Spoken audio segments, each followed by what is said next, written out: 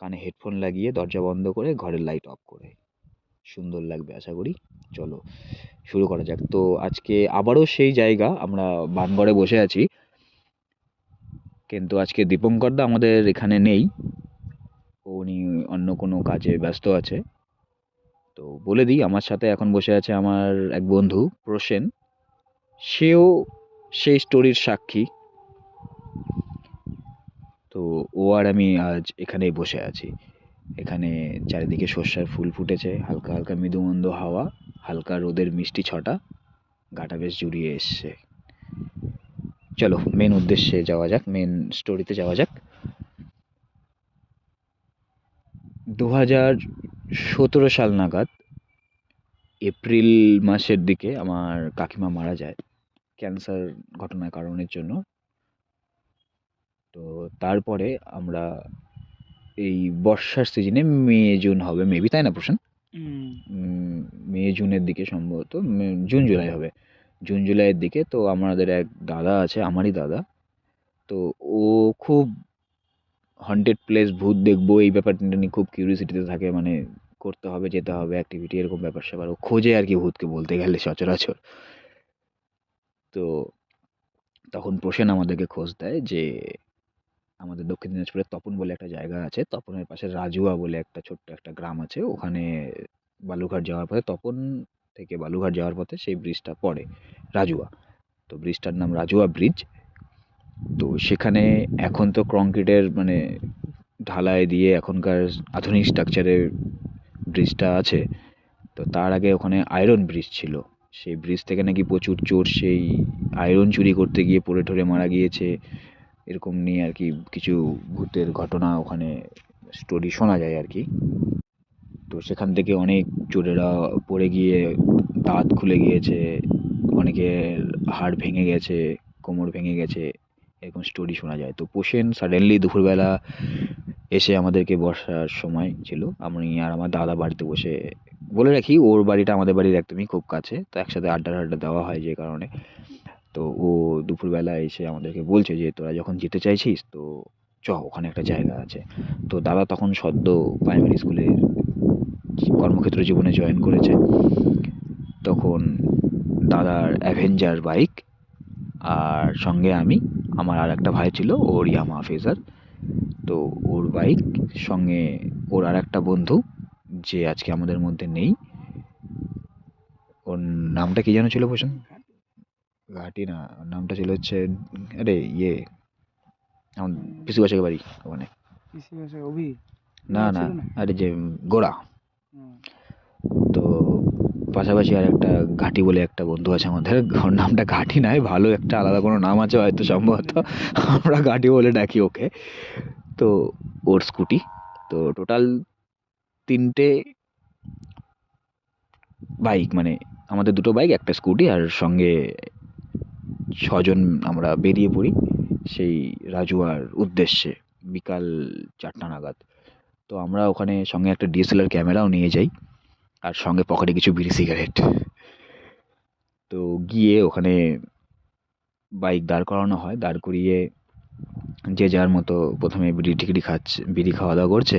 তো তারপরে একটু নেশা হয়ে গেছে আর কি, বিড়ির নেশা যাকে বলা হয়, সেই শুক্তো ঠান্ডা পরিবেশে অঝোরে অন্ধকার রাতে চারিদিকে এতটাই অন্ধকার, মানে কোনো ল্যাম্পপোস্ট নেই, ব্রিজের দুপাশে 2টা শ্মশান, জঙ্গলাকীর্ণ এরিয়া। আমরা যেই আমাদের বাইকগুলো ইঞ্জিনগুলো শান্ত হয়েছে, চারিদিকে নিস্তব্ধ, চারিদিকে ছড়িয়ে পড়ছে, তখন ইতিমধ্যে আমি যে গাড়িটা চালাচ্ছিলাম দাদার গাড়ি, তো ওটার চাবি একদম বন্ধ করাতে সাডেনলি ওখানে পুরোটাই ব্লাইন্ড যেটাকে বলা হয়, পুরোটাই অন্ধকার। তো ওখানে তারপরে সবাই মিলে ফটো সেশন শুরু হয় সবার, যে ঠিক আছে অন্ধকারের মধ্যে নতুন ডিএসএলআর কিনে নিয়ে আসা হয়েছে, তো ঠিক আছে, তো ডিএসএলআরে ছবি তুলি। সবাই সবার ঘাট ধরে ছবি তুলে, রাস্তায় বসে, কেউ শুয়ে, যে যেমন পারছে মজা করছিল। মজা করতে করতে তো আমাদের মাঝে আমি আর আমার দাদা ফট করে বলে উঠি যে সবাই যখন ছবি তুলছিস, তো ভাঙা ব্রিজটা এতটাই অন্ধকারে আছে তো দেখতে পাচ্ছি না, তো ব্রিজটারই একটা ছবি তোলা হোক। তো আমরা সেই ব্রিজটার ছবি তোলার জন্য ক্যামেরাটা নিয়ে মেন ব্রিজের উপর দাঁড়িয়ে ছোট লোহার আয়রন ব্রিজটা যেটা আছে ওটার একটা ছবি আমরা ক্লিক করি। বাট ওখানে ক্লিকের শাটারের সাউন্ড হয়, ফ্ল্যাশ হয়, বাট ক্যামেরার রিলে ছবি ক্রিয়েট হয় না। তোমরা ধরে নাও 31 নম্বর ছবি আছে, আমরা ক্লিক করছি, 32 নম্বর ছবি হচ্ছে না। তো সেই ব্রিজটা ছিল উত্তর দিকে। আমরা ব্রিজের দিকে বেশ 5-6 বার ট্রাই করার পরে আমরা ভেবেছি ক্যামেরাটা হয়তো মেবি কোনো যান্ত্রিক প্রবলেম দিচ্ছে। তো যে কারণে আমরা খুলে নিয়ে ব্যাটারি খুলে আবার রিসেট করে আবার নর্মালি ব্রিজের উপর একজন ব্যক্তিকে দাঁড় করিয়ে ছবি তুলছি, ছবি আসছে। তখন বলা হলো ঠিক আছে আবার ব্রিজটার দিকে ট্রাই কর। তো তখন ব্রিজের দিকে গিয়ে আবার ছবিটি ট্রাই করা হলো, বাট ছবি আসলো না। তখন সবার মধ্যে একটু ভয়ের কড়া নেড়েছে। তো ছবি না আসার ফলে আবার আমরা দক্ষিণ দিকে ক্যামেরাটা ঘুরিয়ে, জঙ্গল ছিল ওখানে, ওই পারে গেলাম, ব্রিজে গিয়ে ছবি তুলছি, নিচের সাইডে জল যাচ্ছে, ছবি আসলো। তখন পশ্চিম দিকে ট্রাই করলাম, ছবি আসলো। আবার উত্তর দিকে ট্রাই করলাম, কোনো ছবি নেই। তখন আমাদের মধ্যে একজন বলল হতে পারে ডিএসএলআর ক্যামেরা, যেহেতু হয়তো কোনো অবজেক্ট পাচ্ছে না। তো আমরা বললাম ঠিক আছে, আমি আর আমার দাদা ব্রিজে হেলান দিয়ে দাঁড়িয়ে যাচ্ছি, তুই তাহলে আমাদের ছবিটা তুল। তো আমি আর আমার দাদা দুজন মিলে ব্রিজের দিকে হেলান দিয়ে দাঁড়িয়ে গেলাম। আবারও সেই ছবি তোলা হলো, বাট ছবির শাটার ডাউন হলো, ফ্ল্যাশ জ্বলে উঠলো, ছবি আসলো না। আমরা এইরকমভাবে 30 বার 35 বার ট্রাই করেছি, কোনো রকম ছবি তুলতে পারিনি উত্তর দিকে বাদ দিয়ে। তখন আমাদের মধ্যে একটা ভয়ের শিহরণ গায়ের মধ্যে দিয়ে চলে যায়, গায়ের লোম খুব দাঁড়িয়ে গেল। তখন যে যার মতো ড্রাইভার 3জন বাইকে বসে, পিছনে 3জনকে বসিয়ে নিয়ে গাড়ির চাবি অন করে যে যার মতো গাড়ি স্টার্ট দিয়ে ওখান থেকে যে যত পারে গাড়ি জোরে ছুটছে। গাড়ির খালি হাওয়ার আওয়াজ, চেনের আওয়াজ আমাদের কানে আসছে, আর মনে হচ্ছে পিছন থেকে কেউ একজন আমাদেরকে দেখছে। লিটারেলি আমরা রাজুয়া ছেড়ে যখন রামপুরের মোড়ে আসি, তখন ধীরে ধীরে ওয়েদারে হাওয়া উঠে আসে। সেই হাওয়া উঠতে উঠতে এতটা ঝড় চারিদিকে চলে এলো না, মানে আমরা লিটারালি বাইক চালাতে পারছি না। রাস্তার মাঝে আমাদের বাইক আছে, বাট হাওয়ার প্রেসারে বাইকটা সরে এই সাইড ও সাইড হয়ে যাচ্ছে। তো সামনে আমার ভাই, ও যেহেতু একটু পাকা ড্রাইভার ছিল, ও দাদার বাইক চালাচ্ছিল, আমি ওর বাইক চালাচ্ছিলাম।